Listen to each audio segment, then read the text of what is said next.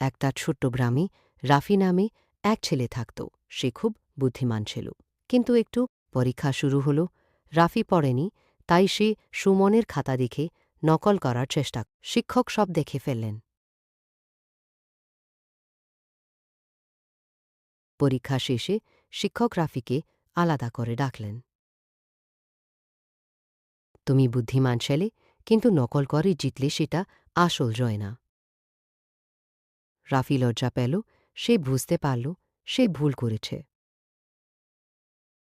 সে ঠিক করল সে নিজের চেষ্টায় পড়বে। দিনরাত পরিশ্রম করে রাফি পড়াশোনা করল।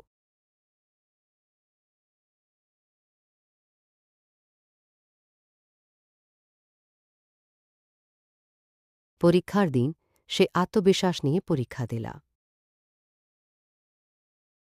ফলাফল বের হলে রাফি নিজের পরিশ্রমে ভালো নম্বর পেল। স্যার, এবার আমি সত্যিকারের জয় পেয়েছি।